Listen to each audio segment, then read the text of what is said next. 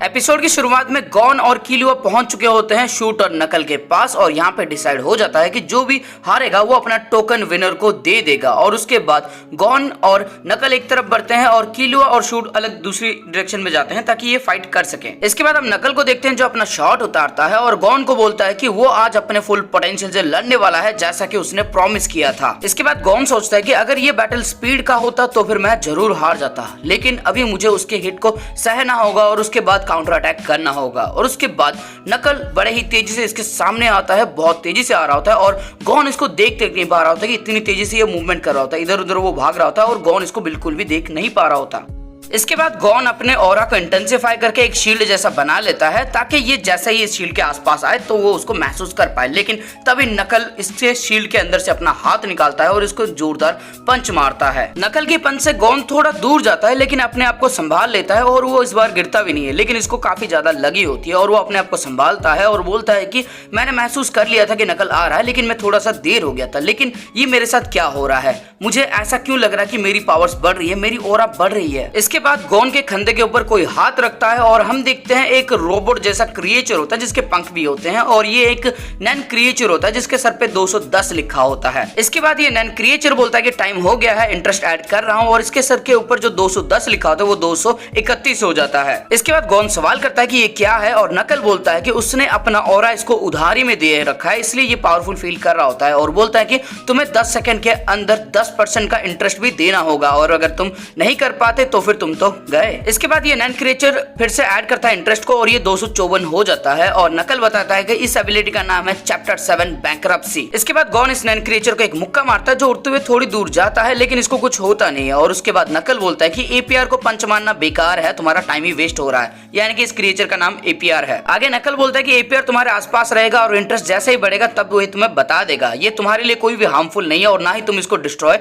कर सकते हो, लेकिन ये तुम्हें डिस्ट्रैक्ट जरूर कर सकता है। इसके बाद एपीआर अपना इंटरेस्ट बढ़ा के 279 कर देता है। गॉन उसी को देख रहा होता है और तभी नकल इसके मुंह के ऊपर एक और जोरदार वार करता है जिससे गॉन को कुछ नहीं होता, बिल्कुल भी दर्द नहीं होता, उल्टा उसको और भी ज्यादा एनर्जी फील हो रही होती है क्योंकि नकल की एनर्जी इसके पास आ रही होती है। इसके बाद एपीआर इंटरेस्ट बढ़ा के सीधा 505 कर देता है और एपीआर का साइज भी बढ़ जाता है और गॉन हैरान हो जाता है कि इतनी जल्दी डबल कैसे हो गया। और नकल बताता है कि क्योंकि मैंने अभी तुम्हें एक हिट किया जिसका ऑरा पावर था 180। इसके बाद गॉन बोलता है कि ये नंबर क्या है और आगे नकल बताता है कि लगता है तुम्हें कुछ भी नहीं पता और वो बताता है कि जो ऑरा होता है हमारा उसको मेजर करने के लिए हम एक नंबर का यूज करते हैं। हर किसी के पास एक डेफिनेट ऑरा होता है और जितना ऑरा हमारी बॉडी के अंदर स्टोर होकर रहता है उसको कहा जाता है एमओपी, यानी कि मैक्सिमम ऑरा आउटपुट पोटेंशियल। और एमओपी डिपेंड करता है कि कौन कितना ट्रेनिंग करता है। आगे नकल बोलता है कि वैसे ही एक और लिमिट है जो कितना ऑरा तुम एक साथ यूज कर सकते हो और उसको यूज करने के बाद तुम जरूर बेहोश हो जाओगे, जैसे गॉन पहली बार हो गया था ना, मतलब पिछले एपिसोड में,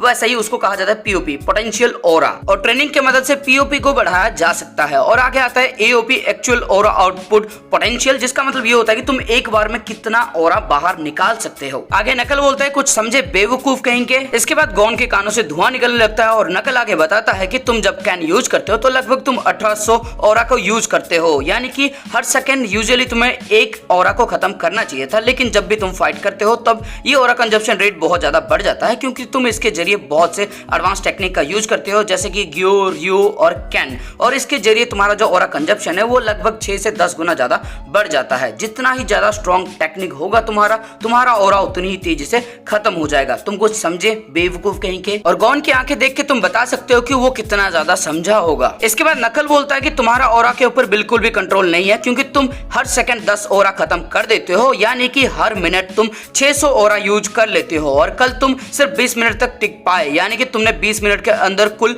1200 ऑरा को यूज कर लिया। और कल तुमने 4 जाजाकैन भी यूज किया था और तुम्हारा एओपी लगभग 1800 का है, लेकिन जैसे तुम अपना सारा ऑरा कॉन्सेंट्रेट करते हो अपने हाथों के अंदर तब ये बढ़ के 2000 हो जाता है और तुम इसको कुछ देर के लिए होल्ड करते हो और अपना जो डिफेंस होता है उसको भी सैक्रिफाइस कर देते हो। तो फिर पहले 3 जाजाकैन के लिए तुमने लगभग 5500 ऑरा का यूज किया और अभी कुल मिला के होते हैं तुम्हारा ऑरा काउंट होता है 17500। पहला का 12000, अभी का 5500। लेकिन तुम्हारा जो चौथा जाजाकैन था था उसको मारने से पहले ही तुम बेहोश हो गए थे और ये मान लेते हैं कि तुम मेरे ऊपर अटैक करने के लिए डबल ऑरा का यूज कर रहे होगे उस समय, यानी कि चौथे जाजाकैन के लिए तुम्हें 4000 ऑरा की जरूरत पड़ी होगी। तुम्हारा ये जो जाजाकैन है उसके अंदर रॉक पेपर सीजर तुम जो यूज करना है कर लो, लेकिन उसके लिए तुम्हें सेम अमाउंट का ऑरा की जरूरत पड़ती है। लेकिन जो पेपर है तुम उसके अंदर माहिर नहीं हो क्योंकि तुम एक एनहांसर हो और ये एक इमिशन टेक्निक है, तो वो बहुत ज्यादा वीक है और तुमने एक वीक टेक्निक के लिए अपना 4000 ऑरा सैक्रिफाइस कर दिया जो कि 500 का अटैक दे सकता था सिर्फ। और इस तरह से अगर हम कैलकुलेट करें तो फिर पहले का 17500 और अभी का 4000 यानी कि 21500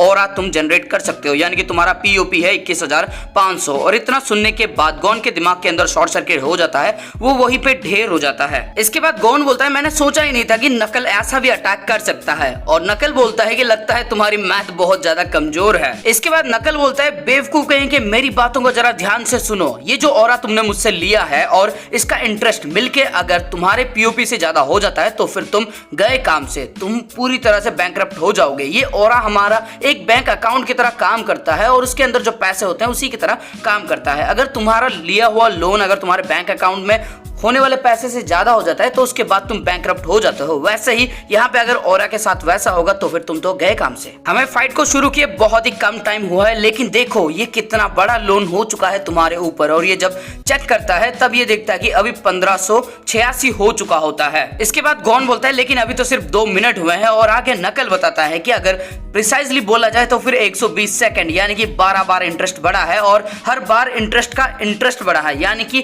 कंपाउंड इंटरेस्ट बढ़ा है, जिस वजह से इतना बड़ा अमाउंट हो चुका है सिर्फ 2 मिनट के अंदर। इसके बाद एपीआर और भी इंटरेस्ट ऐड करता है और अभी जो ऑरा इसने उधारी पे रखा होता है वो हो जाता है 1745। इसके बाद नकल बोलता है कि मैंने सिर्फ तुम्हें 390 ऑरा दिया था, लेकिन 2 मिनट के अंदर वो बढ़ के लगभग 2000 हो चुका है। अगर तुम यहाँ पे चुपचाप खड़े भी रहते हो ना, कुछ नहीं भी करते हो, उसके बावजूद 260 सेकंड यानी कि 4 मिनट 20 सेकंड के अंदर तुम बैंकरप्ट हो जाओगे। इसके बाद गॉन सवाल करता है कि अगर मैं बैंकरप्ट हो जाता हूं तो फिर उसके बाद मेरे साथ क्या होगा, और नकल बोलता है कि अगर ऐसा हुआ तो फिर ये जो एपीआर है ये एक रैन सप्रेसर की तरह काम करेगा और अपने आप को एक और बीस्ट के अंदर कन्वर्ट कर लेगा, जिसकी वजह से ये 30 दिनों तक तुम्हारे साथ चिपका रहेगा और तुम जेत्सु के स्टेट में रहोगे। यानी कि बेसिकली अगर कहा जाए तो फिर तुम नैन का यूज नहीं कर पाओगे। इसके बाद गॉन अपने दिल के अंदर सोचता है कि इसलिए नकल अपनी एबिलिटी पहले यूज नहीं कर रहा था, ये सिर्फ मेरे लिए कर रहा था। इसके बाद गॉन बड़े ही जोरों से चिल्लाता है नकल बोल के, और उसके बाद अपने दिल के अंदर ये थैंक यू बोलता है उसे, और उसके बाद ये नकल के ऊपर अटैक करने के लिए बड़े ही तेजी से जाता है, जहां पे ये नकल को एक पंच मार लेता है, लेकिन नकल भी इसको एक पंच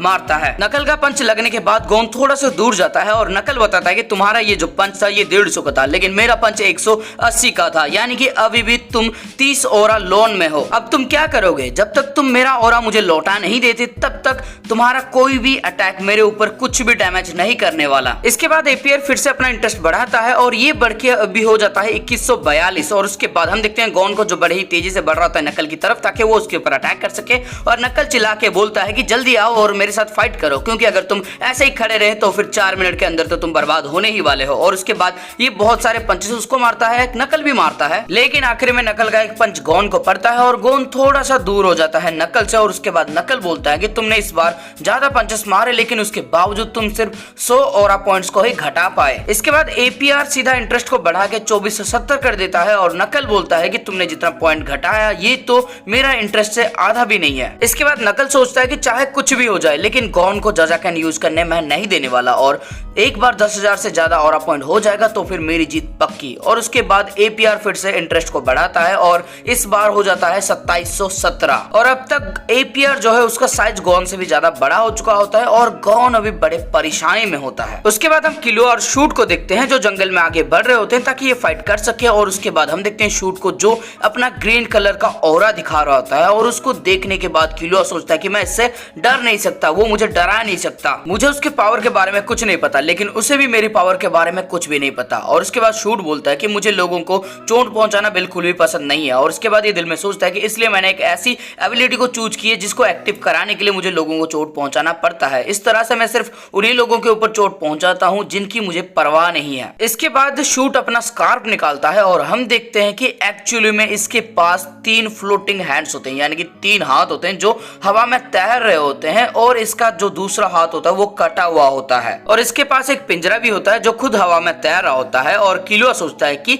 3 हाथ कैसे पॉसिबल है और ये किस तरह की पावर है, क्या मुझे पहले अटैक करना चाहिए? लेकिन ये रुकता है और गियो यूज करके देखता है और इसे पता लगता है कि ये इनका इस्तेमाल नहीं कर रहा, मतलब जरूर शूट एक मैनिपुलेटर होगा। ये पिंजरा भी एक रहस्य है, अगर ये हाथों से अटैक करेगा तो फिर इस पिंजरे का क्या काम है? और उसके बाद किलुआ अपने पॉकेट के अंदर से दोनों योयो को बाहर निकालता है और बोलता है कि फिर तो मुझे इन हाथों से दूर रहना होगा, ये जरूर खतरनाक होंगे। इसके बाद नकल सोचता है कि 2 योयो ये इसका भी क्या करने वाला है, और उसके बाद ये अपने हाथों को अटैक करने के लिए भेजता है और इसके हाथ काफी तेजी से किलुआ की तरफ बढ़ते हैं, लेकिन किलुआ अपनी योयो की मदद से इन सबको डिफ्लेक्ट कर देता है और बार बार योयो को घुमा के एक शील्ड की तरह यूज कर रहा था, जिसकी वजह से इसके हाथ कुछ नहीं कर पाते किलुआ का। लेकिन शूट बहुत ज्यादा चालाक होता है, शूट खुद अटैक के लिए आगे बढ़ जाता है और बहुत ज्यादा तेज होता है, इसलिए किलुआ कुछ कर नहीं पाता, और किलुआ बोलता है ये तो बहुत ज्यादा तेज है, इसका हाथ शायद सिर्फ डिस्ट्रैक्शन के लिए ही था। इसके बाद किलुआ के दिमाग के अंदर इलुमी बोलता है कि पीछे भागो, और ये 2 कदम पीछे भी ले लेता है, और उसके बाद इसको बिस्की की यादें आती है कि उसने बोला होता है कि तुम